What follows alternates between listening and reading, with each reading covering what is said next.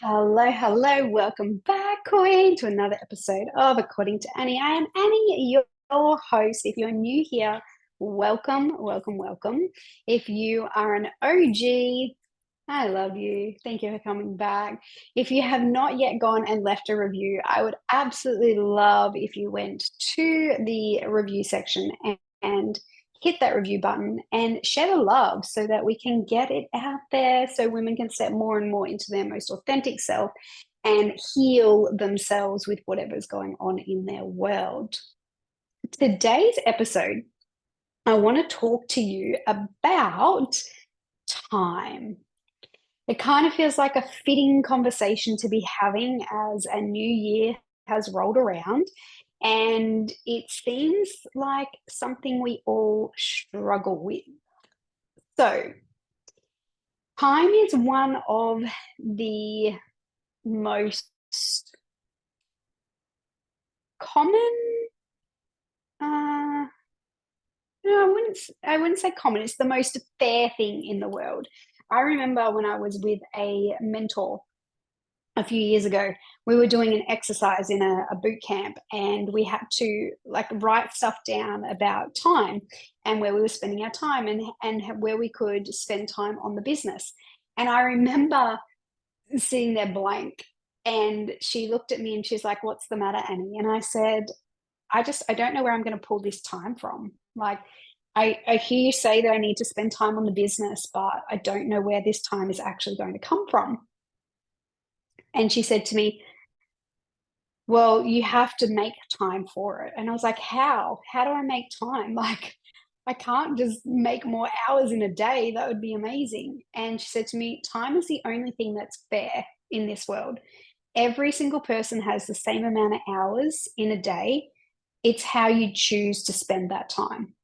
Now, at the time, that hit me really, really hard. And I thought, ouch.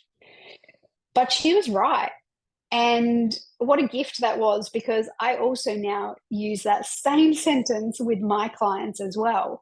And it's so true. She was so right. Time is the only thing that is fair in this life. We all have 24 hours in a day, and we all get to choose how we want to spend that time. And so before you sit there and you say, "I don't have time to start that new weight loss program, I don't have time to start that new mentorship program. I don't have time to do like calls with a mentor. I don't have time to go to the gym. I don't have time to get a massage for myself. I don't have time to make healthy food. I don't have time to look after my vessel the way that I would like to look after my vessel. I don't have time to do my spiritual practices. I don't have time to meditate." I'm sure that you have said, I honestly could go on, the list could go on. I'm sure that you have said one of those things many times. Maybe you've said several of those things. I know I definitely have over the past.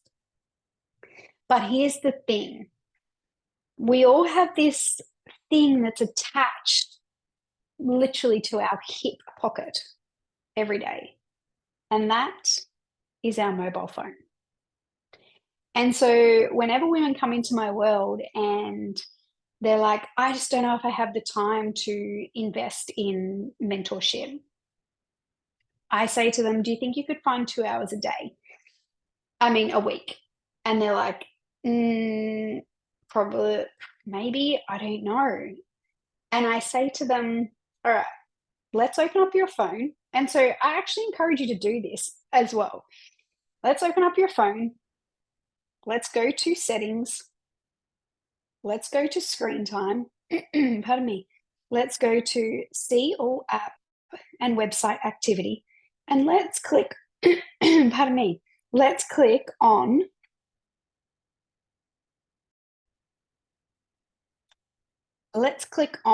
the week. Okay. And you can actually scroll through on those graphs. If you have an iPhone, you can scroll through and you can see the week averages that you have been spending on your phone. and it will break it down. It will tell you how much time you're spending on social. It'll tell you how much time you're spending on entertainment. It'll tell you how much time you're spending on productivity and finances. And so I'm pretty sure that you're going to be blown away by the amount of hours that you spend on social.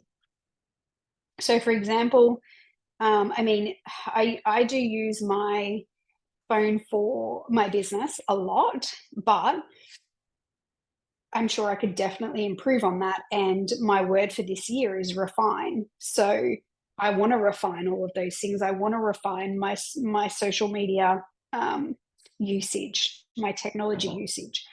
But if I look at, say, last week's, it tells me that there was 44 hours and 57 minutes that was spent on social. That's mind blowing. If you scroll down a little bit further, it will tell you the most used apps that you are using. So my top app is Instagram, and it tells me that there was 20 hours spent on Instagram. 20 hours. Now, I don't know about you, but that kind of feels a little excessive. Yeah. What does yours say? As you're having a look, what does yours say? Then my next one is Messenger, next one's Facebook, next one's Safari, next one's YouTube. And then my notes, I spent a lot of time in my notes. And then the next one is Airbnb, which of course is Airbnb at the moment because I'm looking for accommodation. So could you replace some of that social media time and actually use it in an area that's going to improve your life? Our phones are designed to make us be addicted to them. And so it's going to take a conscious effort for you to really, really change this habit, especially if you have not been aware of it. But awareness is key. So as soon as we're aware of it, that's when we can actually start to shift the habits. And since the last couple of weeks, I've noticed that I have been like just scrolling, just randomly scrolling, and I've been catching myself. And so as I've been catching myself, it's such a strange feeling to observe, become the observer, but also the participant. And so I'm observing myself scrolling. In my head, I'm going, you should get off this. And I'm still scrolling. In my head, I hear another voice that says, that's enough time, Annie. Put your phone down and go and read a book. Still scrolling. And then I'm like, oh my God, what am I doing? Like, this is literally controlling my life right now, and it has a hold of me. I'm no longer in control. And so this year, I really am like focusing on that because I don't want to waste my time. I have big goals that I want to achieve this year. I want to write a book. I want to, run another retreat, and I want to run that over here in Greece. I want to really refine our client delivery. I want to refine a lot of things within the business. I want to refine the podcasting. Like, there's so many things that I want to achieve this year.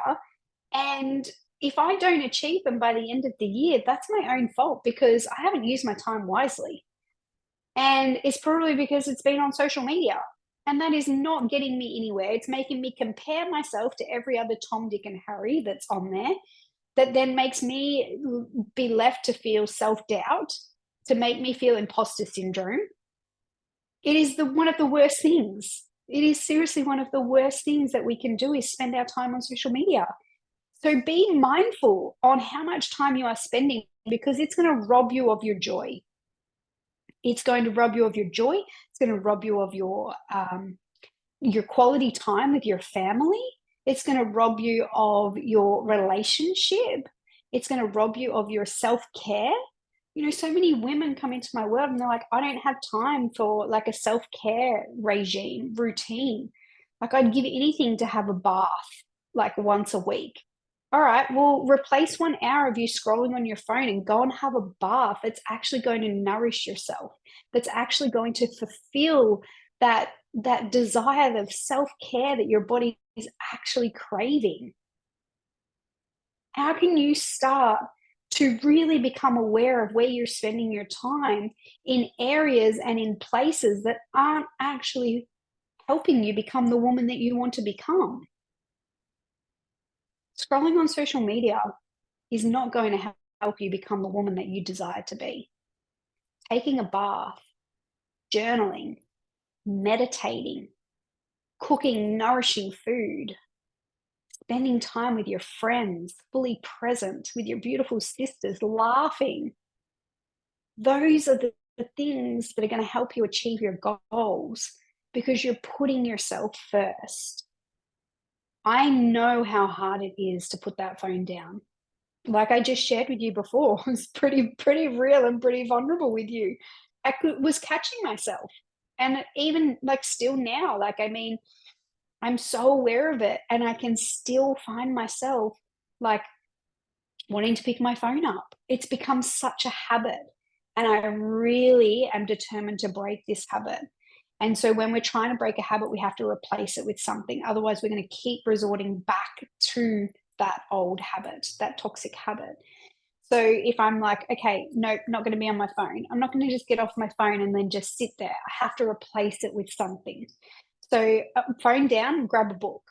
And that even takes some time because my phone goes down, I grab a book, and then my mind goes, oh, you forgot to do such and such, which means that I then have to pick up my phone and I have to catch it and be like, no, you sneaky little bugger. Your ego is so smart. Your ego is so smart. It's your shadow. It's your inner critic. It's your inner mean girl.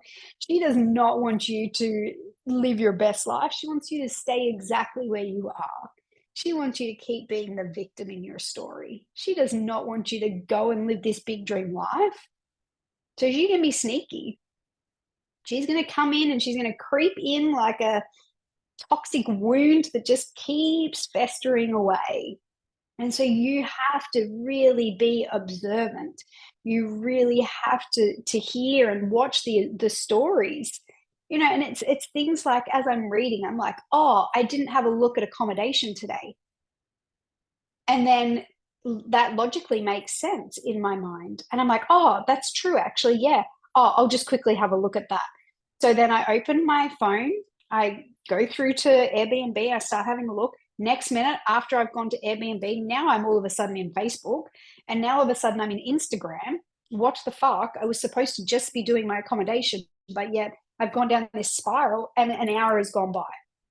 2 hours has gone by. So you have to be really careful. You have to catch it. You have to watch what is happening. You have to really become the observer in your seat, or it is going to rob you of so much.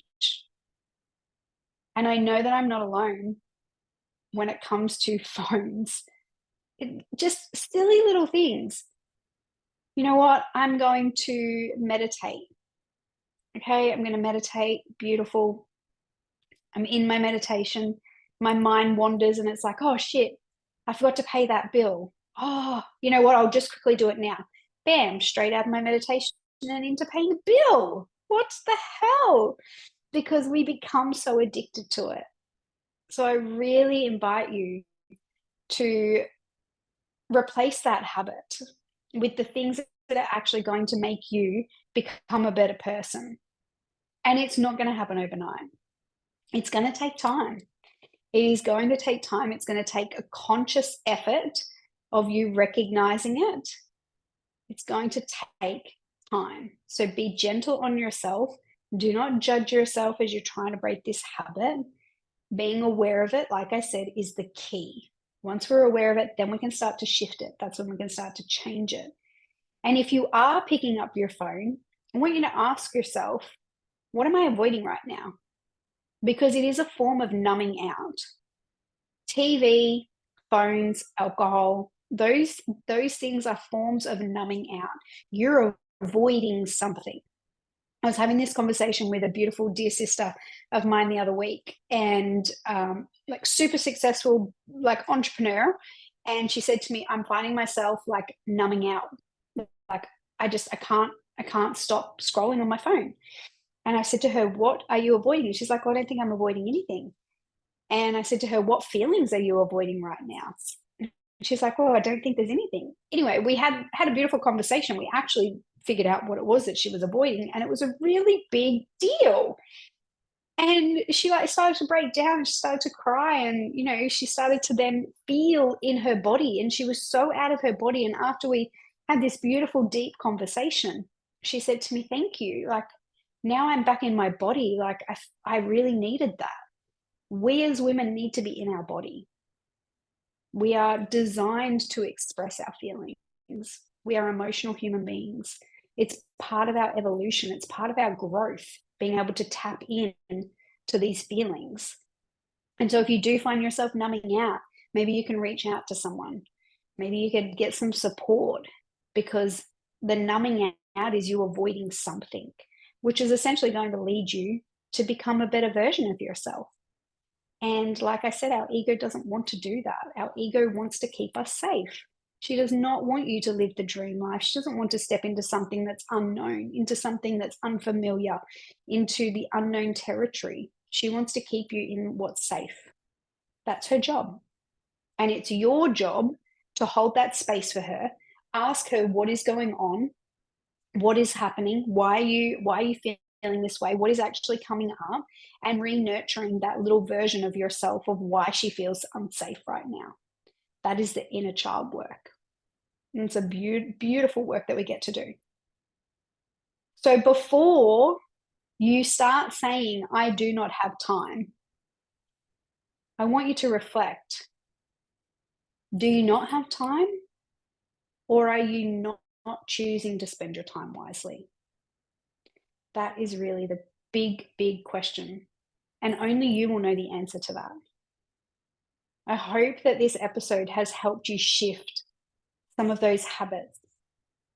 If you need to put things in place to help you, like turning off your notifications, putting your do not disturb on at certain times of night, letting your friends know, please don't message me after certain times, so that you don't have those temptations. You might need to put those things in place for yourself to help yourself.